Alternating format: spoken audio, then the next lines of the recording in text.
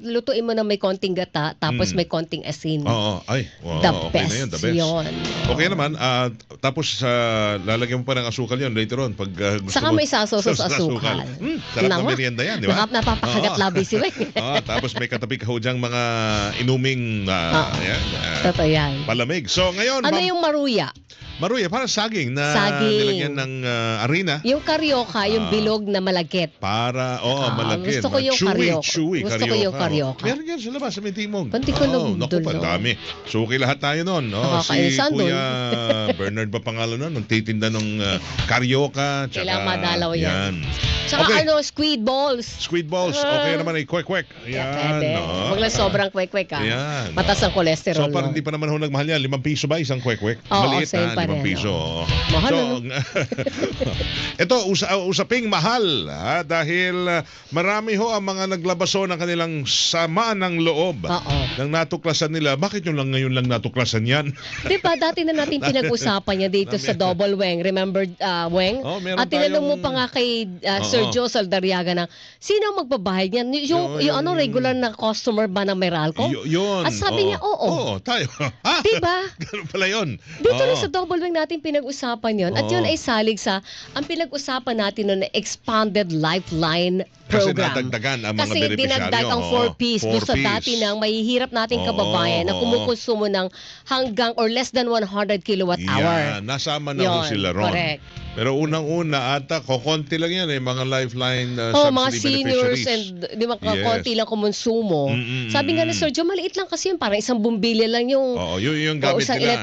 electric fan, baka yun lang. sumobra ka pa. Oo. So, pag sumobra ka ng 100 kilowatt hour kada buwan, hindi ka na po sakop nun. Oo. Meron ka ng discounted na lang ang babayaran mo. Yan, hindi pag 100 plus May bayad ka may na bayad doon. na, Pero may discounted, discount yes. pa rin. Oo. Oo. Pero ngayon, atin hong bigyang konting linaw pa ang mga ang mga binabayaran natin sa ating kuryente para ho walang samaan ng loob. Parang gusto ni Weng na baka sa second interview mabago lahat. Hindi na mababago yun. Gobyerno nagtakda sa ilalim ng batas Meron pala yan na simula sa EPIRA law pa lang. Meron ng ganyan. Meron ng lifeline rate. Matagal na talaga yun. At hindi lang ho yun dito Kaya sa lang Metro Manila. in-expand nationwide. Hindi, lahat ng Nationwide, sakop ng Meralco Oo. and other cooperatives sa Yes, probinsya. yan. Oo. Meron din ho doon. Meron. Nadagdagan nga lang yung mga 4Ps. Ngayon, Swerte ng mga 4P members, Diba? 4Ps members. Pero sa spirito ho ng, syempre, pagiging Pilipino natin, tayo tutulong sa kapwa natin Pilipino. Pero yung nga lang, bakit daw tayo? Pwede ba gobyerno? Ang pagkukunan din ho ng gobyerno, buwis din ho galing sa atin. Pero ito lang hindi lang ho to residential kasi napagtanungan din namin na meron palang, kung kayo po ay mga nagnenegosyo, tapos pag meron ho kayong nirerentahan na mga pwesto ho dyan, kunyari, building o anuman yan mga pwesto, tapos naka-classify ho yan na business establishment. Yung mga business pala, kahit na wala ho kayong kinukonsumo sa isang buwan, meron pala rin kayong binabayaran. Parang may may nakapeg na doon sa galong klase. Although hindi malaki yon. Malaki-laki rin. Depende Magkano? mga 2,000. Seryoso ba? Ba't ka magbabayad kung wala kang kinukonsumo? May mga classification pala yan pagdating sa pagnenegosyo. Pag Ba? nagre-renta kayo. Alam na Meralco yata yan. Pero eto na, nasa linya na natin at kausapin natin si Sir Joe Saldarriaga, ang Vice President and Head ng Corporate Communications ng Meralco. Sir Joe, magandang hapon po sa inyo. Welcome po, Double Weng sa Double B. Magandang hapon po. Double Weng, magandang hapon. Salamat sa oras. Sir Joe, go ahead, Weng. The man of the hour o kaya Good afternoon. Good afternoon. Ito lang, Sir Jong, ngayon naglabas na rin ho kayo ng mga paliwanag para maintindihan ng tao na ito pong mga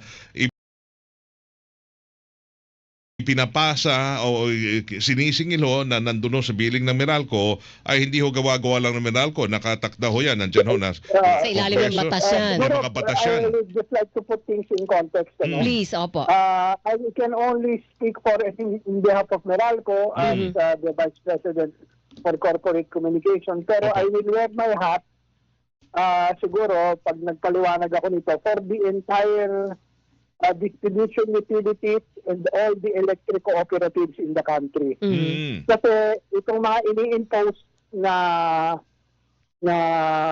charges na lumalabas din sa social media, gawa-gawa raw namin, hindi ho kami pwedeng gumawa-gawa ng rate Mm. o ng billing, no? Lahat ng ito ay meron hong mandato ng batas. Explain ko isa-isa. Yung pinupuntirya kasi nitong mga some netizens, no? Yes. Itong lifeline, bakit daw nila babayaran yung lifeline? Wala naman daw sa pahintulot nila na bayaran ito. We understand where they're coming from. No?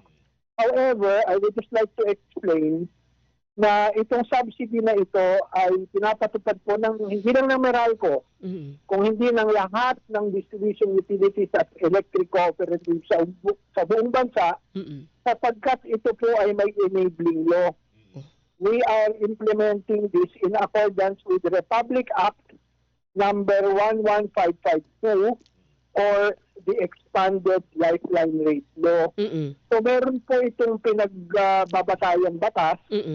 This is equivalent to 1 centavo per kilowatt hour na charge sa consumer.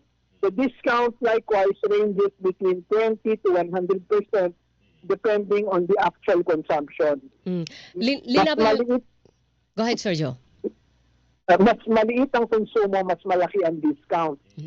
Kamakailan nga, merong ipinag-utos na yung 100% discount para sa Uniform National Lifeline Consumption. Ulitin ko, 100% discount para sa Uniform National Lifeline Consumption threshold of 0 to 50 kilowatt hours a month. Okay. So, I hope this clarifies the matter na hindi po ito ini-impose ng Meralco unilaterally. We cannot do that because for the simple reason, we are a highly regulated entity. Similarly, itong senior citizen, subsidy naman ito, ang enabling law, Republic Act 9994 o yung Expanded Senior Citizens Act of 2010. Less than 1 centavo po ito. Ang impact ko nito, 0.0001 per kilowatt hour na singil sa mga customers. Okay. So both have enabling laws to eventually being implemented by all distribution utilities and electric cooperatives in the country. Ang napansin ko lang, single out ang Meralco doon sa mga comments, doon sa mga posts, without really understanding the reason behind this implementation. Yun lang naman, Weng. Wala naman kami pwedeng ilagay dyan sa bill namin na hindi otorisado ng gobyerno. Every centavo that is in our electricity bill is approved. Even before we implement it, meron niyang pinagbabatayan na batas o kaya rule o desisyon ng ERC. Batas, kailangan natin sundan. Desisyon at ruling ng ERC, kailangan din natin sundan. So yun yung punot dulo itong buong itong ito. At yung mga rates na yan, napakatagal na po yan na nandyan yan. Ulitin itong lifeline rate subsidy since 2003. Tapos nagkaroon ng revision yan, yung bagong implementation, 2021. Senior citizen subsidy, magmula pa ho yan 2011. So ako, gusto ko lang explain bakit biglang naging issue. Samantalang ang tagal-tagal na niyan nakapaloob sa bill. Siguro ano yan, Sir John, nagkaroon ng shock factor nung nakita nila yung bill nila. Bakit biglang ang laki ng tinaas ng bill ko ngayon? So nagkaroon ng awareness. Itong lifeline subsidy rate, Yes. 1 centavo per kilowatt hour. Yes. Ibig ko sabihin, kung 200 kilowatt hour user ka, 2 piso po ang impact niyan. Yan, 2 piso ang dagdag na bayarin mo. Kung senior citizen subsidy naman, 2 sentimo. At kung titingnan mo nga, Sergio, partner, yung listahan, yung naka-breakdown dyan, pinakamababa ay yung subsidy. Tama ho ba? Pinakamaliit na porsyento ng bill subsidy, di ba? Kasi Lifeline ang subsidy. pinakamalaking bahagi ng bills, yung generation charge. At saka yan ho yung nagbabago every month. Transmission, paminsan-minsan, pero hindi masyado yung fluctuation nun eh. Yung only charge namin, malinaw naman sa bill yan, nakalagay, distribution, Meralco. Yun lang yung napupunta sa amin. Hindi pa ho nagbabago yan. In fact, nung bumaba nung, hindi ko nagkakamali, 2022, that has not changed in a span of, since 2015. Kaya ako, parang sabi ko nga, I had to really explain it aggressively since last week para mapaliwanag ko that actually itong isyong itong pinafloat ngayon at mukhang kumalat sa social media, actually matatagal na po itong ini-implement. At ito pong mga ito ay batas. Opo. Pero ito, Sir Joe, ay, again, kasama po ito sa billing namin ng mga ordinaryo nagbabayad ng bill sa kuryente. Hindi po ito subsidized ng gobyerno in a form ng yung gobyerno naglalaan ng pondo para dito, kundi ang nagsasubsidize yung mga nagbabayad din ng kuryente.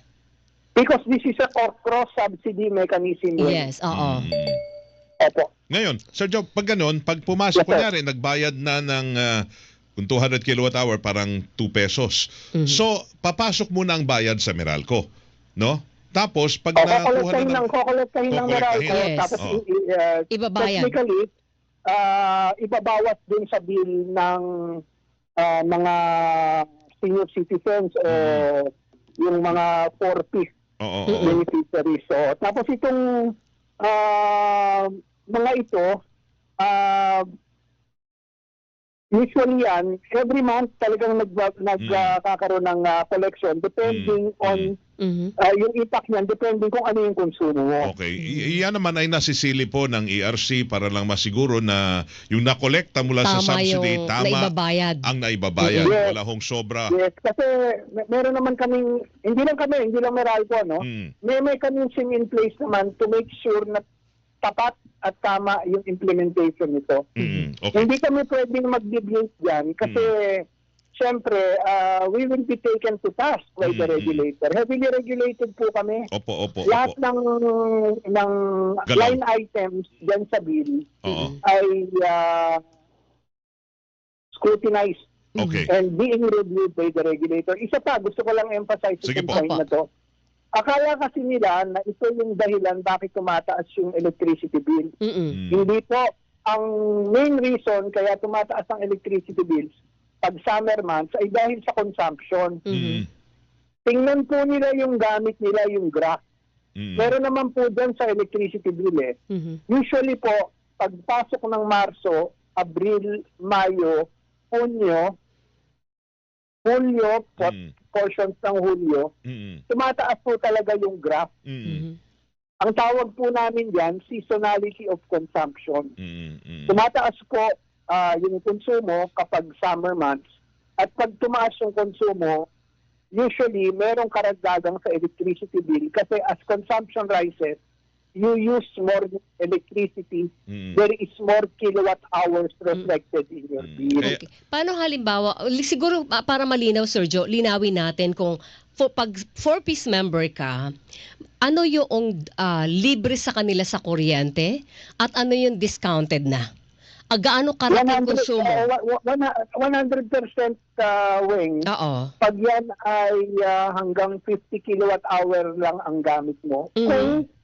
Kung ikaw ay 4-piece at saka nag-register ka sa Meralco, hindi ka 4P pero mahirap ka, dinala mo yung local social welfare development certification. So kaya nga may makikita kayo, may mga nagpo-post din na wala daw silang binayaran kasi 4P siya, tapos hindi lumampas ng 50 kilowatt hours yung kanyang konsumo. Kaya meron din naman nagsasabi, bakit namin yan sa subsidize? Yes. Wala naman kaming kahintulot. But ang dahilan, it is being implemented nationwide because of an enabling law nga po. Oo. Linawin ko na, Sir Joe, Yung 50 RA 11552. Linawin ko lang, Sir Joe, 50 kilowatt hours pababa, hindi 100. 100 100 Yun, pababa. linawin ko. Kasi Okay. alam ko nung kung- nausap na tayo dito, Oo. 100 kilowatt hour pababa eh. Pababa. Kung Okay, 50, kasi- Nung araw, libre na. Oo. nung wala pa itong batas na to, Yes, 50 yan. automatic, kahit na kunyari, may kondo ka, Apo. pinauupa mo, walang tao, bahay, walang tao. So, natural, hindi ka kukonsumo ng Kuryente. malamang hindi Kuryente. sa Mm. 100 kilowatt hours. Subsidize ka, automatic, Oo. based on consumption. Yes. Kaya nga, hindi ba itong batas para ma-target doon talaga sa mga mamamayang mahihirap o yung mga miyembro ng 4Ps. Hindi nakasama yung So, hindi nakasama Oo. yung mga nakatenggang kondo.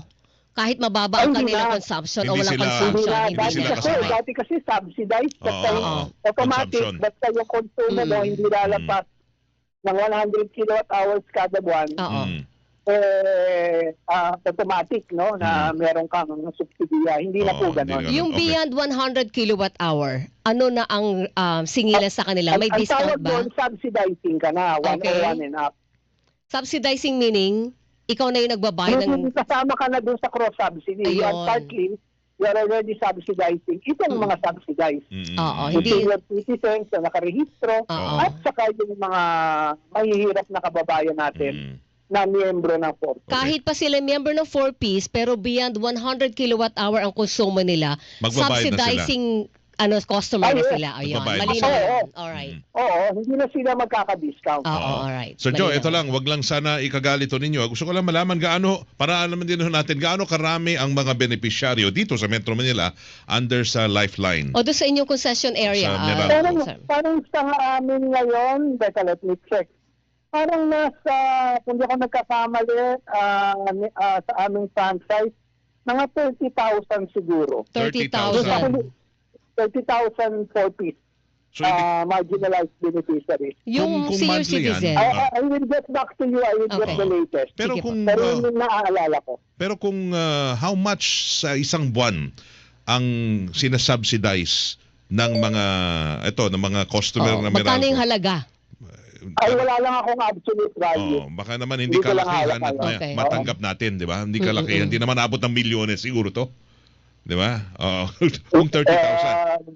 Wala lang akong figures Okay, na yan. sige, Weng. sige, sige. Pagpatawag mo. Pero Hindi ko lang hawak. residential lang ho, customers ang mga nakakargahan ng Lifeline subsidy program. Yes, kasi hindi naman marginalized yung ating mga, kahit na SME, it is classified as commercial or Opo, small opo. commercial. Lalo na yung industrial, di ba? Oo. In fact, merong, kumbaga, itong programang ito, nakalaan talaga sa mahihirap. Oo. So, pero ang lahat na nagbabayad nito, household Household lang ba? industrial, commercial. Lahat. Opo.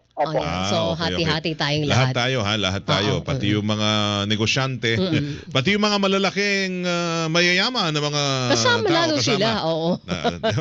Pero piso lang sa kanila. Oo. No. 1 Lahat centavo yan. lang. Lahat yan, 1 centavo pare-pareho. lang. Pareho naman yun, di ba, Sir Joe, ang sinisingil nyo sa amin na subsidy, mapa-household man ito, industrial or Yes, commercial. Parang ako, consumer din po ako. Opo. Mas mataas lang sa 100 kilowatt hours yung konsumo ko kada buwan. So, pati ako ay subsidizing consumption. Okay. Okay. Ngayon, So, I partly contribute to the electricity bills of 4Ps beneficiaries and the marginalized sector and yung senior citizens. okay. Sir Joe, ito pa, isa sa mga tinitingnan, ano daw yung nakalagay other charges? Kasi malaki-laki rin yan eh.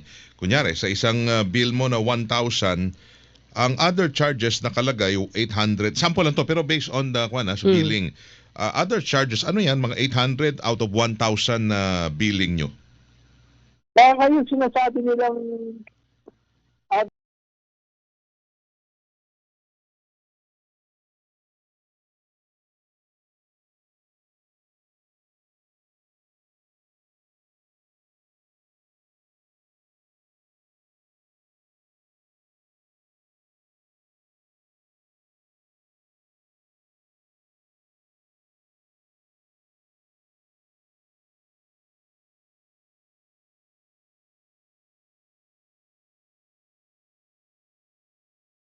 other charges, yung kunyari universal charge, no?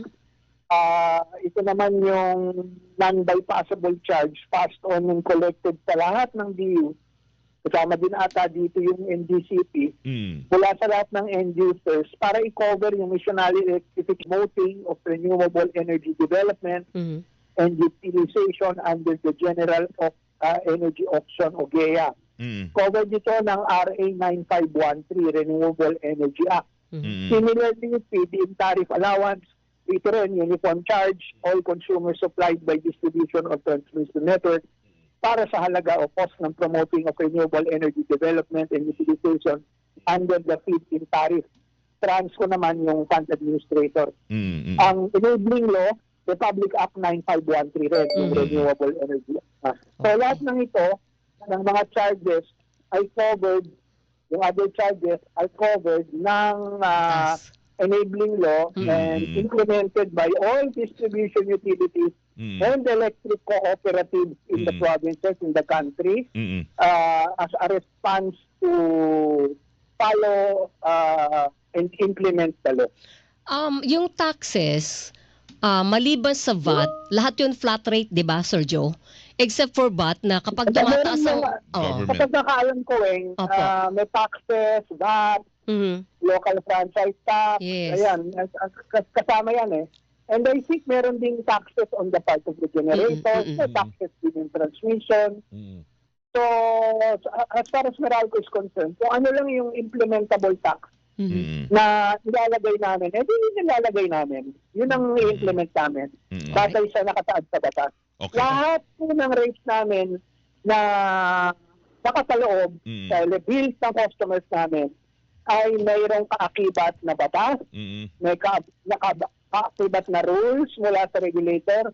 Uulitin ko po, wala ho kami pwedeng ilagay dyan nang hindi po naaayon sa batas at sa implementation ng rules. Okay. So wag daw kayo magtampo sa Meralco, Sir Joe. Hindi, ang biro nga sa akin kanina yung isang kaibigan ko, parang national na yung ine-explain mo, Joe. Hindi, pero ayos lang, ganun talaga eh. Tama naman. I need to explain this even if it's no longer just Meralco that is affected, pero at least as a citizen of the Republic. Kung gusto natin na mabago ang sistema. Advocate of media and information literacy, I am happy to explain, I am happy to clarify, and I am happy to somehow contribute to proper information and correct if any misinformation and disinformation that is out there.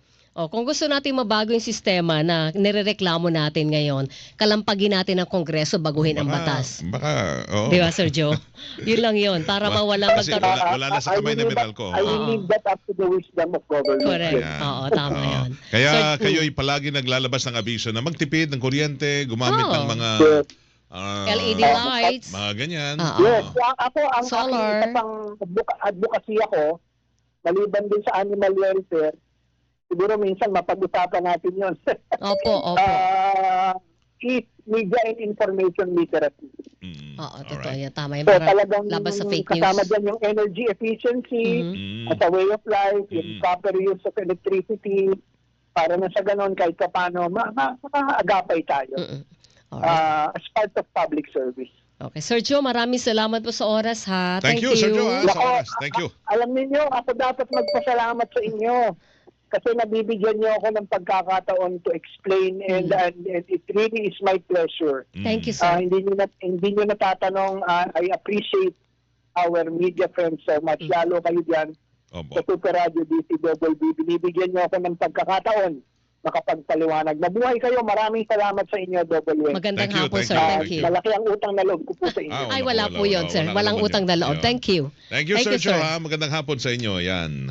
Thank you. Sige dong, Joe Zadlariaga, Vice President ho at Head ng Corporate Communications ng Meralco. Kung gusto makatipid, iwasan na gamit ng kuryente or mag-solar kayo. Yan. Ang solar lang, mabigat ang initial investment, yung maglalatag ka ng ganon-ganon sa iyong rooftop, di ba? Pero kung Mahal yun. intindihin daw ho ng maigi yan, laking tulong rin pag meron daw ho kayo Yung solar, yan. oo. Mahal talaga yung investment. Mahal, Right? Baka in the long run, makakabawi-bawi ka. Siguro mga in a year or two, bawi mo na yung investment mo. Ganon, So pag kayo naman ay mga may malasakit rin sa kapwa natin, 30,000 lang naman pala ang bilang ng mga tinutulungan natin na magkaroon ng kuryente, 1-2 bumbilya sa bahay at saka electric pan. Remember lang 100 kilowatt hour below. Below. Pag nag 101 ka na, subsidizing consumer ka na. Ikaw ay Customer ka na ng magbabayad na, Meralco. hindi ka na libre. Hindi na. Hindi na talaga, bayad ka na. Alora ho natin mga kapuso. Ito na, alas 4:32 na ho ng hapon. Labanan ng fake news. Dapat totoo. Double Race, Double V. Super Radio.